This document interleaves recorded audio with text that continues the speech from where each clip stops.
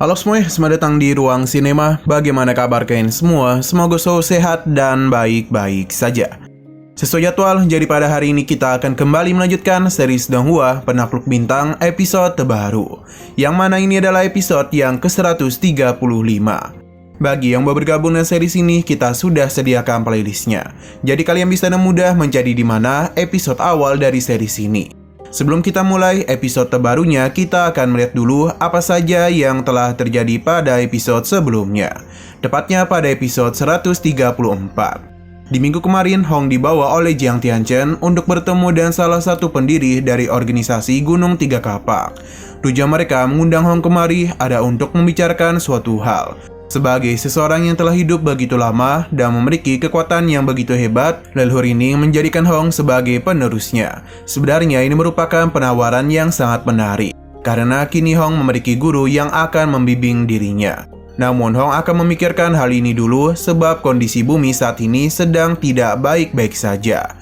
Leluhur itu menghormati keputusan Hong dan dia akan menunggu setelah semua urusannya selesai. Di sisi lain, Lao Feng terus melanjutkan tren kemenangannya dalam kompetisi jenius kedua. Sampai pada akhirnya dia bertemu juga dengan sosok Nabini. Ini merupakan pertarungan yang sangat krusial. Karena jika Lao Feng sampai kalah dari Nabini, maka sudah dipastikan galaksi Bima Sakti akan jatuh ke tangan Brolin. Pertarungan sengit terus saja berlangsung di antara Lao Feng dan Nabini. Nabini yang meminum cairan perubah gen berhasil memberikan tekanan kepada Lao Feng. Namun dia lupa kalau saat ini tubuhnya masihlah belum mampu untuk mengimbangi kekuatan besarnya. Alhasil kelelahan mulai dirinya rasakan. Sekarang kita akan melanjutkan episode terbarunya. Kita masih dibawa ke tempat pertarungan Lao Feng dan juga Nabini. Sudah jelas kalau hasil dari pertarungan kemarin adalah kemenangan untuk Lao Feng, karena serangan terakhir yang Lao Feng arahkan kepadanya berhasil mengenai Nabini. Dan kini dia itu benar-benar telah membuatnya sekarat. Lao Feng sudah tahu betapa besarnya beban Nabini dalam menggunakan domain es. Terlebih lagi mereka sekarang berada di dalam alam semesta maya. Ini bisa saja membuat kerusakan besar pada pikiran Nabini. Dan apa yang telah terjadi, Lao Feng meminta Nabini untuk segera menyerah, karena dia sudah mencapai batas kemampuannya sendiri. Seharusnya Nabini lebih tahu hal ini pada dirinya.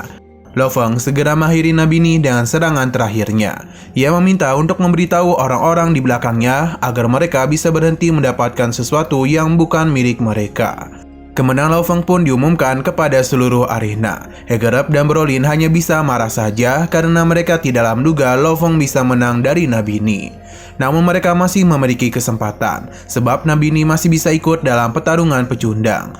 Terlihat kalau Hegerep hanya diam saja. Sedangkan Brolin berusaha meyakini kalau Nabini masih memiliki kesempatan untuk mendapatkan tempat tersisa.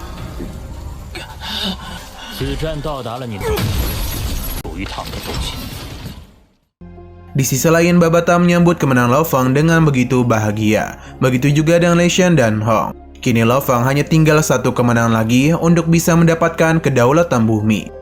Tapi lawan yang harus Lao Feng dihadapi di pertarungan berikutnya bukanlah lawan yang lemah, karena ia adalah Rong Jun. Hong dan Lei Shen sudah pernah bertarung dengannya.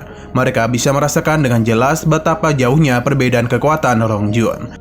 Lei Shen maupun Hong setuju jika mengatakan Rong Jun adalah salah satu yang terkuat di antara para jenius dalam kompetisi. Berdasarkan data yang sudah Tuan Wu kumpulkan, Rong Jun memiliki 55% kekuatan lebih tinggi dari Lao Feng. Jika menyamakannya dan data-data di tahun yang lalu, pihak yang lemah hanya memiliki peluang menang sebanyak 0,2% saja. Bagi Babata, selama masih ada peluang, maka tentu masih ada kesempatan untuk Lao Feng. Selain itu, Babata juga telah mengumpulkan beberapa informasi tentang Rong Jun. Dia ingin Lao Feng memanfaatkan informasi ini demi bisa mencari kelemahan Rong Jun. Lao Feng paham dan akan melakukan segala cara demi bisa mengalahkannya. Pertarungan Lao Feng dan Rong Jun hanya hitungan jam saja. Di sini Lao Feng terkenal dengan sikap rendah hatinya. Ia telah mendapatkan begitu banyak pengalaman di babak penentu arena. Sedangkan Rong Jun merupakan sosok yang mampu membuat para master takut akan kekuatannya. Lao Feng mulai diperkenalkan sebagai kuda hitam yang hebat. Tidak hanya dia, Rong Jun juga diperkenalkan sebagai orang yang telah mengalahkan begitu banyak peserta. Kini kedua jenius itu telah bertemu di pertarungan puncak kompetisi kedua. Setelah memperkenalkan kedua peserta, kini kompetisi pertarungan puncak akan segera dimulai.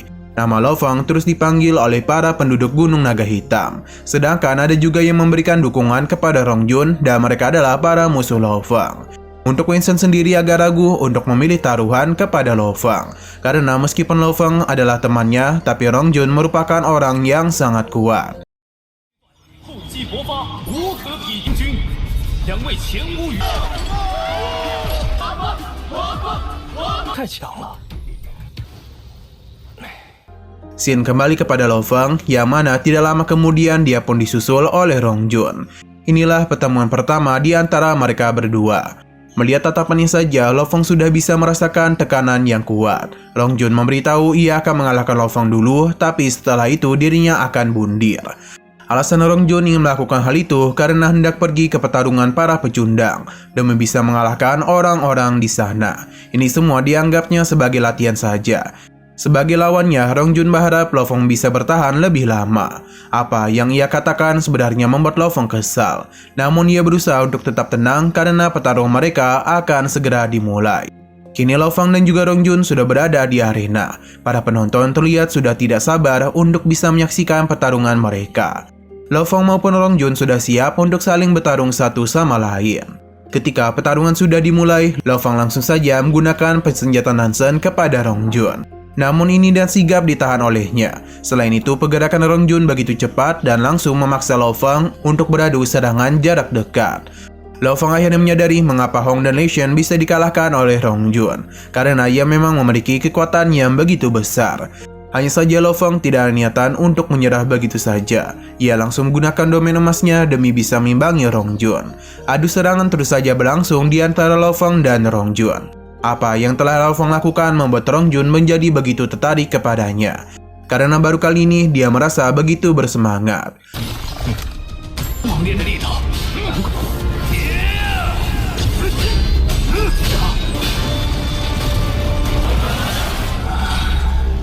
Buka yang menyaksikan pertarungan ini sadar betul kalau Lo Feng telah menggunakan kekuatan mentalnya dalam jumlah yang banyak. Jika ia tidak bisa menemukan titik lemah dari Rong Jun, maka Lo Feng akan kehabisan energi dan akan kalah. Lo Feng juga menyadari hal itu. Ia juga mengakui kalau Rong Jun adalah musuh yang begitu kuat. Sepertinya Lo Feng akan dipaksa untuk menggunakan kartu andalannya. Saat juga Lo Feng mulai mengubah persenjataan Nansen-nya ke bentuk pertama. Tidak hanya itu, ia juga melakukan pembelahan menjadi dua. Melihat apa yang dia lakukan membuat Tuan Wu terkesan, karena Lo Feng baru berada di level bintang, tapi sudah bisa membagi persenjataan Nansen menjadi dua.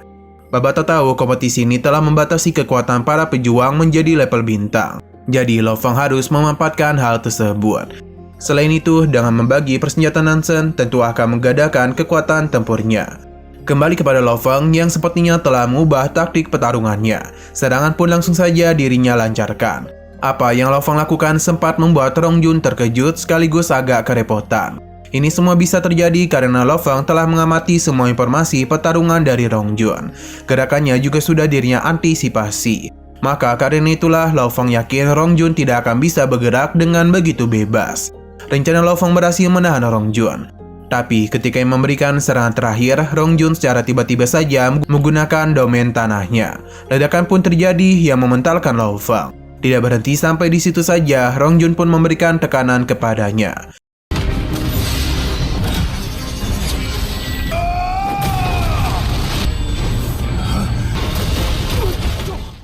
Walaupun sempat tertahan, tapi Lo Feng tidak menyerah dan kembali melakukan serangan balik kepadanya. Sekali lagi Lo Feng berhasil memojokkan Rong Jun. Tapi lagi dan lagi Rong Jun berhasil mengejutkannya karena ia telah membagi dirinya menjadi dua. Ini bukan sekedar bayangan saja, karena memiliki kekuatan yang sama persis dengan tubuh aslinya. Seketika saja Rong Jun berhasil membuat Lo Feng terpental. Lo Feng merasa teknik yang digunakan oleh Rong Jun sama persis dengan ruang rahasia absolut yang berada dalam ingatan monster tanduk emas. Ini juga adalah metode rahasia tingkat pertama yang mampu melahirkan sebuah bayangan. Jika Lo Feng bisa mengamati hukum fluktuasi di ruang sekitar Rong Jun, maka kemungkinan dia juga bisa melakukan apa yang sedang Rong Jun lakukan.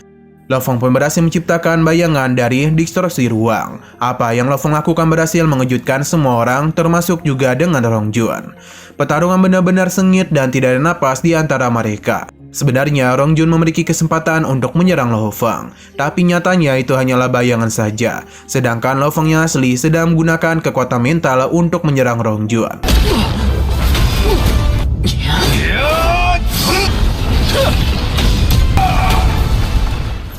Sedangnya berhasil menahan pergerakannya, dan Lo Feng yang mengakhirinya dengan Nansen Upperman. Berkat semua itu, bayangan Rong Jun telah Lo Feng kalahkan. Kini hanya tersisa Rong Jun yang asli. Mereka berdua pun kembali terlibat dalam duel pedang. Ledakan kekuatan terjadi karena Lo Feng dan Rong Jun saling berimbang. Ini juga telah menyebabkan mereka terpental. Lo Feng sebenarnya ingin kembali menyerang, namun ia sudah banyak menggunakan kekuatan mental, yang membuatnya begitu kelelahan. Rong Jun segera memanfaatkan hal tersebut. Lo Feng tidak menyerah dan menggunakan pedang petirnya. Tanpa sepengetahuan Rong Jun, Lo Feng telah mengeluarkan bayangannya. Mendapatkan sedikit celah, Lo Feng pun ingin mengalahkan Rong Jun pada serangan terakhirnya. Lo Feng maupun Rong Jun saling menyerang satu sama lain.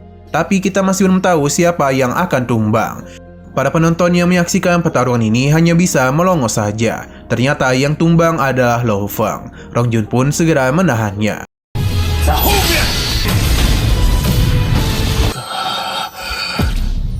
Brolin dan Hegerab tentu sangatlah senang berbeda dengan Winston dan juga keluarga Lo Feng.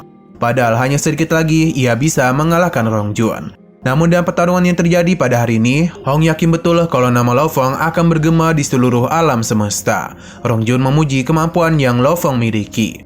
Bahkan ia bisa memaksanya sampai bertarung seperti ini, yang bahkan membuatnya tidak jadi wundir. Rong Jun berharap ia bisa lagi bertarung dengan Lo Feng dan memberikan kejutan yang lebih besar lagi. Lo Feng paham dan ia pun pergi meninggalkannya. Nama Rong Jun terus saja dipanggil-panggil oleh banyak orang.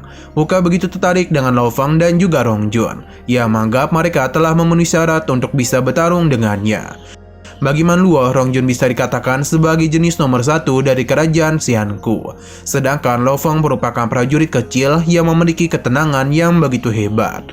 Dan apa yang dirinya miliki, Man Luo yakin betul di masa depan nanti Lo Feng akan menjadi sesuatu yang sangat besar. Lo Feng yang keluar dari arena kompetisi terus memikirkan pertarungan sebelumnya. Kini Lo Feng berencana untuk tidak hanya mengandalkan rahasia luar angkasa lagi. Karena dirinya harus mengembangkan beberapa hal, terutama persenjataan Nansen. Susin pun memeluk Lo Feng untuk bisa menenangkan suaminya. Sesaat kemudian, Hong dan juga Lei Shen juga menghampirinya. Mereka sungguh bangga kepada Lo Feng dan memintanya untuk tidak berkecil hati. Dia yakin mereka masih memiliki kesempatan untuk bisa melindungi bumi.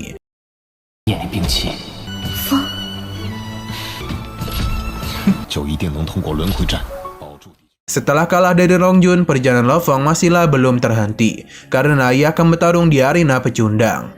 Berdasarkan peraturan, ia akan melakukan pertarungan sebanyak 10 kali setiap harinya. Ini akan berlangsung selama 3 tahun. Jadi Babata akan menyiapkan rencana pelatihan untuk Lo Feng. Babata juga sudah melakukan peningkatan kepada Heaven Parbit Shuttle miliknya. Ini mampu meningkatkan kecepatan dan fleksibilitas Lo Feng dalam penerbangan. Lo Feng melakukan uji coba kepada Heaven Parbit Shuttle-nya. Selain itu, 4 bentuk dari senjata ini juga telah diperkuat. Ini tentu saja jauh lebih kuat daripada yang sebelumnya. Lo Feng menjadi begitu bersemangat dan latihan yang akan dirinya lakukan. Babata mengeluarkan para murid yang Huyan Bo miliki. Kini yang harus dirinya lawan adalah senior yang memiliki tubuh yang hebat. Ia berasal dari sistem bintang rahasia yang jauhnya 1 miliar tahun cahaya dari bumi. Ia juga terkenal sebagai iblis kuat di dalam alam semesta yang berasal dari klan iblis Sindau. Suku iblis ini merupakan salah satu dari 6 kelompok etnis teratas di alam semesta. Walaupun begitu, dia memiliki kebijakan yang sama bijaknya dengan manusia. Ia tentu juga sangatlah hebat. Sebagai klan monster, senior Lo Feng ini lebih mengandalkan gen tubuhnya. Oleh karena itu, perkembangan besar diberikan pada garis keturunan selanjutnya. Sebagai prajurit berdarah dingin, ia merasa tidak begitu puas dengan penekanan yang dilakukan oleh klan iblis. Jadi, ketika klan iblis sedang berperang melawan umat manusia, ia pun mencuri token dari penguasa abadi klan iblis, yang menyebabkan kalahnya klan iblis. Huyan Bo mengenal sosoknya itu dalam pertarungan. Mendengar cerita itu membuat Lo Feng menjadi begitu bersemangat. Babata akan mengaturnya agar memiliki level yang sama dengan Lo Feng. Jika dia mampu bertahan dalam ujian ini, maka dia bisa mendapatkan peningkatan yang sangat besar. Apa yang Babata katakan membuat Lo Feng menjadi begitu bersemangat. Dan saat juga sosok senior Lo Feng pun menyambutnya. 不朽仆从中，你救下的是在妖族征战人，若能经受住他的考验。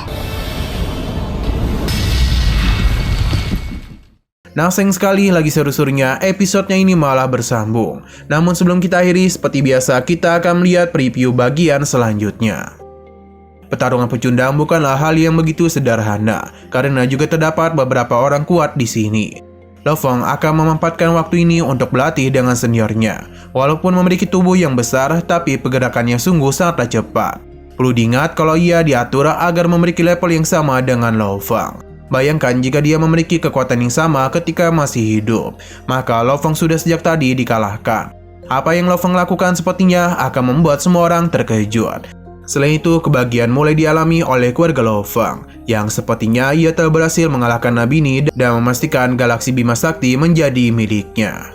Oke, sekian dulu pada video kali ini. Untuk video selanjutnya akan segera hadir pada minggu depan. Jadi bagi kalian yang ingin mengikuti series ini, langsung saja klik subscribe dan aktifkan loncengnya.